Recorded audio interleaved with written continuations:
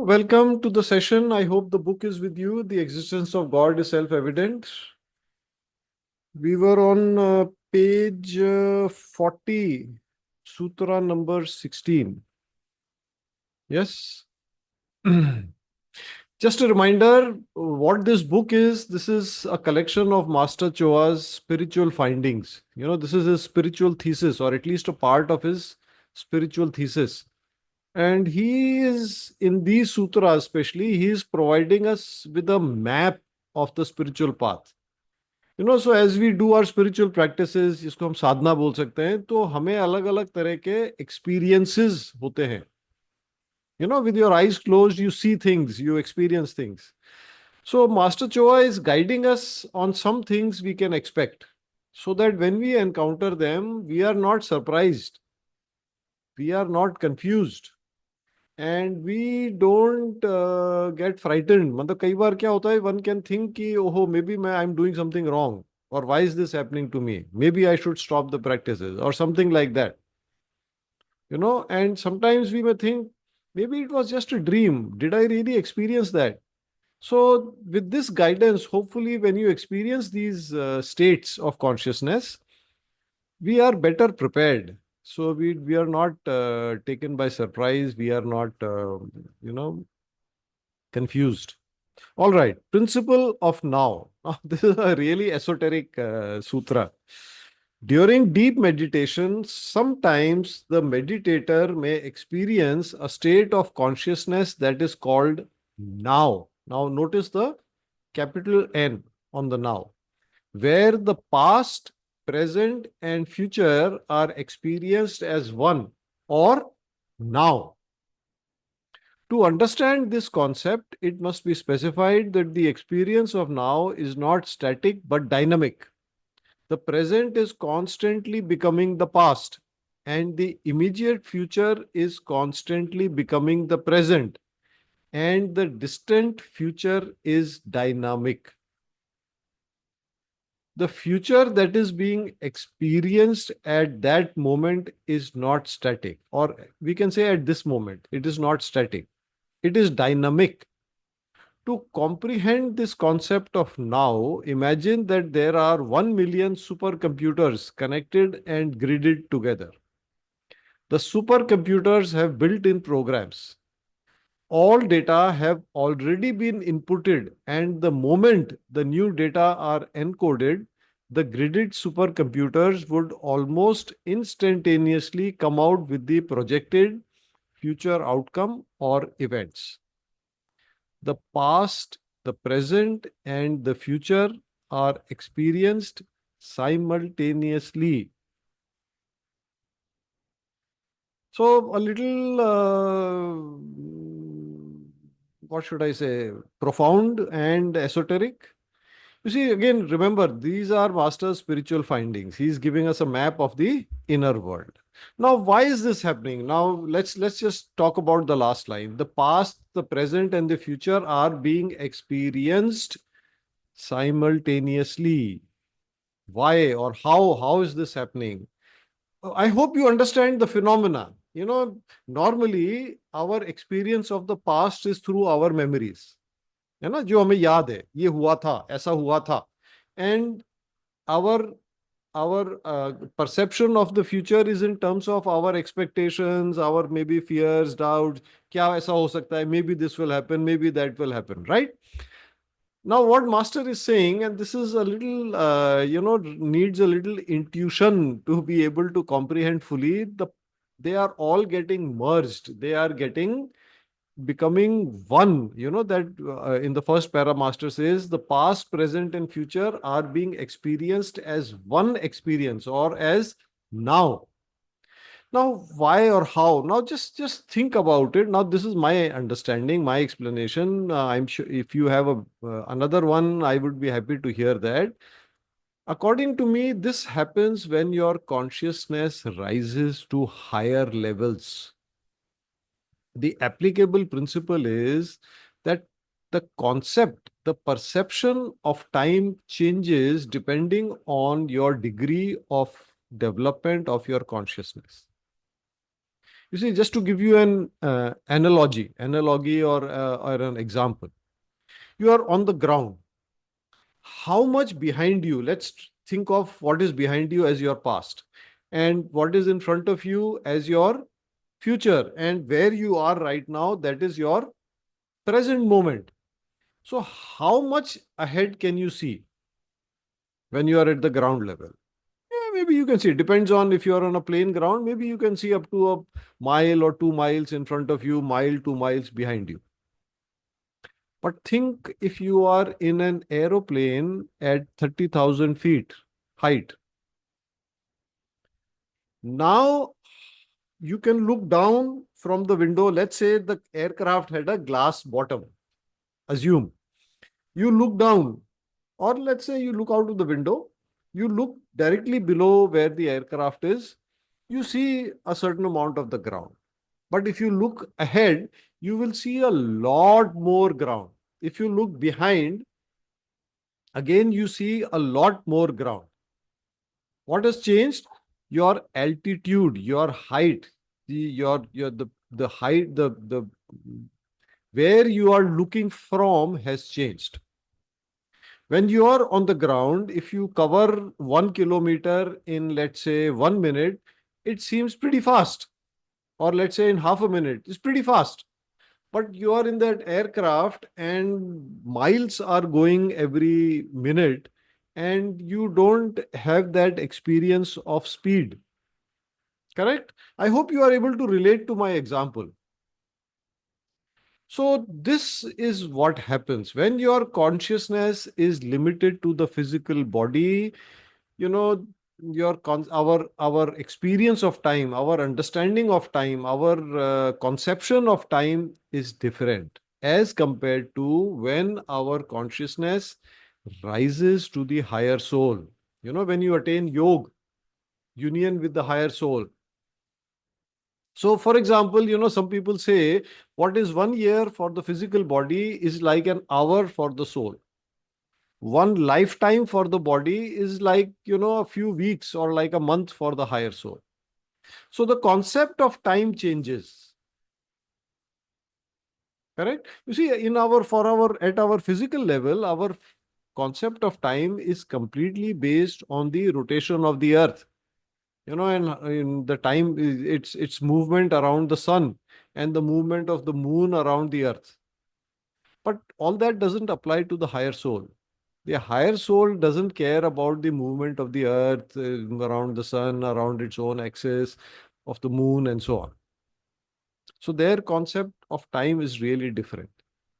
And when we talk about the future, it's like being able to see how much land is in front of you. So, how much of the future you are able to see? So, for example, I am talking to you. What I know is that for another 15, 18 minutes, I will be talking to you. That much future I know. What happens after that? Okay, I will go up, I will go to my house and I will have a cup of tea. So some things, but that is dynamic. Maybe something happens and instead of going to the house, I will go somewhere else. That part is what Master says dynamic. Nearest future is less dynamic, distant future is more dynamic.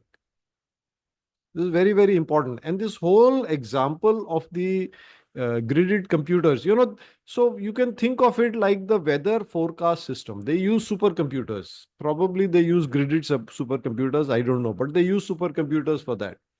Now, they are monitoring many, many, many variables.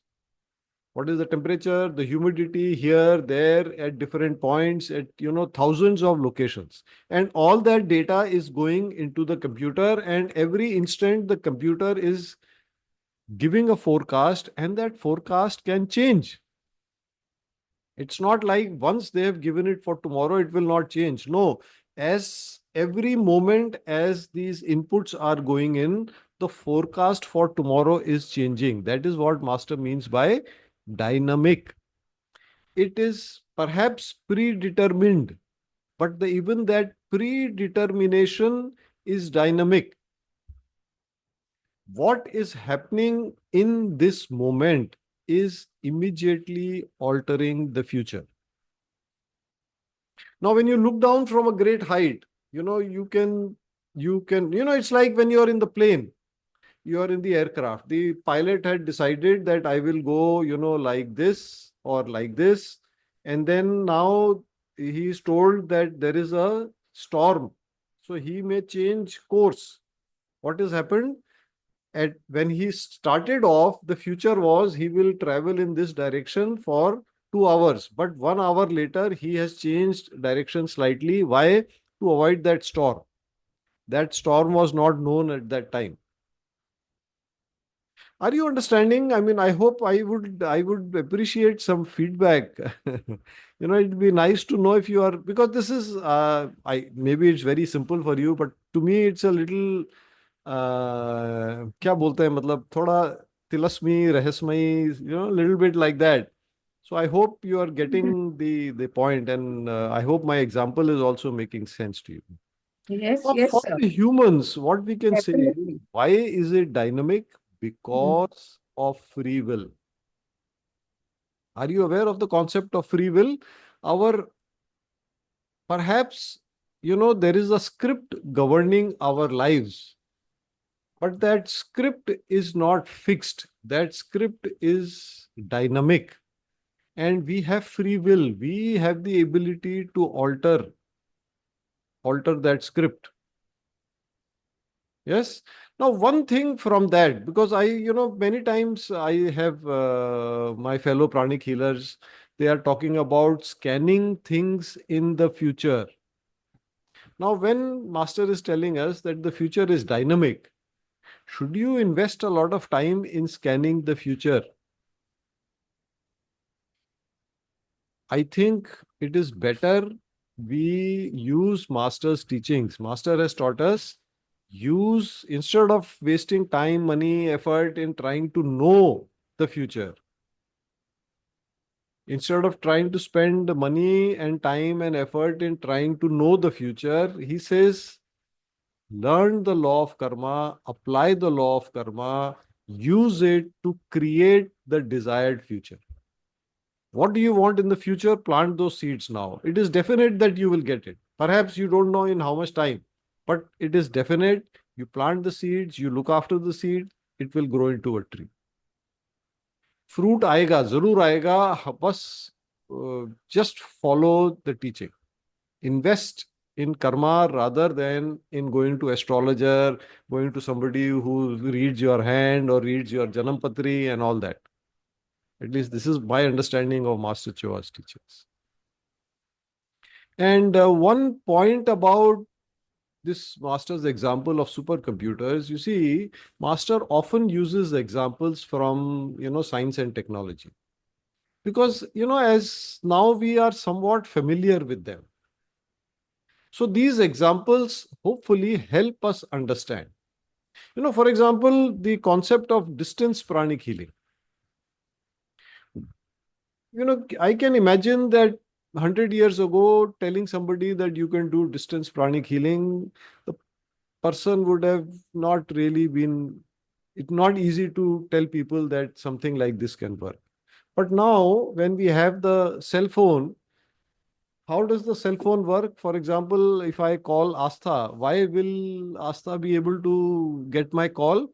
Because there is a network. My phone is connected to the network. Her phone is connected to the network. Through the network, I am connected to each one of you. Or like we are doing it on Zoom. We are all connected to the network. Through the network, we are connecting each other. And why are undesired people not getting connected? Because we have used a ID, we have used a password. Correct? So similarly, distance pranic healing works because, the Earth's etheric body provides us, as it's the network. And through that, through our intention, we are able to connect to the etheric body of whoever we want to. And if you remember earlier in this book, in chapter 2, Master talked about the union of science and spirituality. Science and spirituality are merging, they are coming together. So this is like, Master likes to use these examples. Somewhere he has said also that pranic healing has become easier to learn now or to understand now because of the progress in science. You know, And when Master says the present, and the future are experienced simultaneously, this is our experience at the state of yoga, where there is high degree of union with the higher soul. I mean, I've had, honestly, okay, let me share.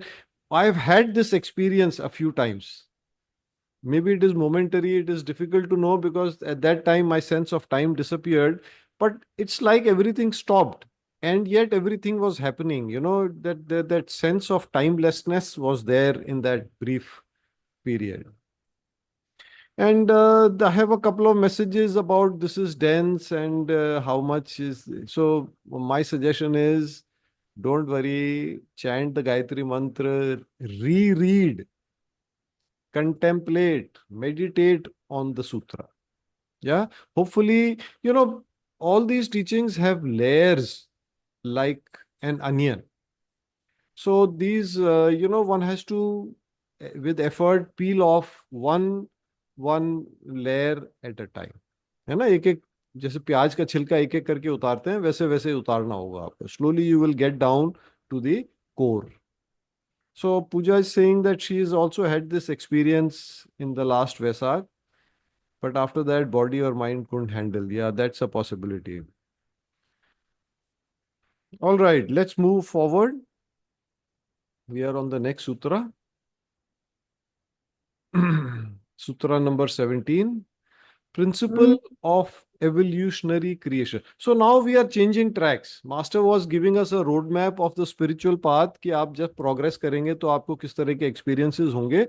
Now he is slightly changing track. He is now talking about creation. He is giving us a spiritual perspective to the world. पूरी जो हमारा विश्व है उसका एक spiritual perspective वो दे रहे हैं. He starts by talking about creation. Principle of evolutionary creation. Creation is not a one-time process. The process of creation is continuous, directed, and evolutionary. Creation and evolution are two sides of the same coin. The proper term that should be used is evolutionary creation. So when we talk about creation, we mean this entire manifest universe. ये सारे जो galaxies हैं, stars, solar system, planets, all the different life forms on Earth, all different manifestations of matter on Earth, the minerals, the elements, the gases, the liquid, everything you can think of. The word thing, everything you can think of or you cannot think of is included in creation. Now, by the way, we talked about this in the last session also. This is a radical revolutionary proposal by Master Choa. You know that creation is not one time, because science believed that it was one time. There was a Big Bang. Have you heard of Big Bang? So Big Bang theory says that there was a Big Bang at one time and then this entire universe got created. But Master gave us this very different idea. And now recently the scientific community is coming around to this idea that instead of a single Big Bang, maybe there were multiple Big Bangs and they are ongoing. They have not stopped. So that is what Master is saying. Continuous or continuing. Now let's focus on the words continuous, directed, and evolutionary. You see, even human creations are like that. You look at your phone, you look at your computer, if you use computers, just about everything, even furniture, even, for example, I have a steel almirah to my left. I have a source of light in ahead of me. There is a fan above me.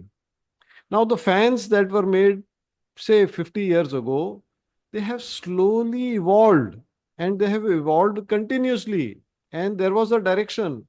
How can the fan be economically priced and yet give, more air? That's the purpose of the fan, right? So the fan purpose is served with minimum cost and with minimum use of electricity and maximum comfort to the user. That was the direction.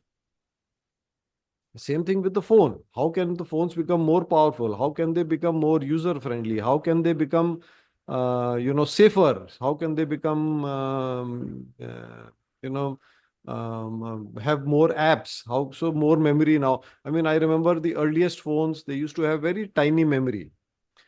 Forget phones. I'll tell you about computers. I first used a computer in 1976. So that computer, it occupied one large hall in a large building, which we used to call our computer center, and it only had 32 kilobytes of memory, and it didn't have a hard disk. Hard disks were not invented. This storage was not invented. So it just used tapes to do the processing. And if your program became too big, you had to break it up into parts because it couldn't take more than 32 kilobytes. Today, my this phone has many thousands of times the processing power, the storage capacity, and so on. So it has evolved. You know, compute. I mean, these are places where it is very obvious. When I started using pen drives, pen drives, I hope you're familiar with pen drives, storage devices which you can put into a computer and take out. So they used to be 1 GB was supposed to be like a lot. Why do you need more than 1 GB? Now today 128 GB is pretty cheap. It costs one fourth what 1 GB used to cost at that time. So that is how it is. Our Whether we talk about human products or we talk about the creation from God, it is continuous, meaning it never stops. It keeps progressing. It is directed. That means that it is purposeful. Purposeful. What is the purpose of God's creation? Good question. अगर purposeful है तो उनके God ने ये जो creation किया उसका क्या पर्पस है? So I would suggest read the great invocation. You are aware of the great invocation? Usme, for example, there is a line which says the purpose which the holy masters know and serve. The purpose. So think, what is the purpose that the holy masters know and serve? Then there is another line where it says, may the plan of love and light work out. There's no problem, Ellen. May the plan of love and light work out. So what is the plan of love and light? And then the last line, manifest the divine plan on earth. So there is a divine plan. Unfortunately, we don't care much about knowing it. Okay, then it is evolutionary. Evolutionary means it is getting better. So what are we saying? Even God's creations are evolutionary, or the creation but done by God itself is evolving. And when Master says two sides of the same coin, so now, again, it needs a little meditation or contemplation. The purpose of creation is to create the basis of evolution. And evolution requires creation. You cannot have evolution. What will evolve if there is no creation? Again, a reminder, perhaps a little bit of intuition is required to understand this. My request to you is between now and the next session, reread these sutras. But before that, do your spiritual practice, chant Gayatri Mantra, invoke for good understanding, and read them and think about them. उस पे सोचिए, मनन कीजिए. The word is very nice word, manana. Contemplate, turn it around in your mind. All right, I think it's a good place to end today.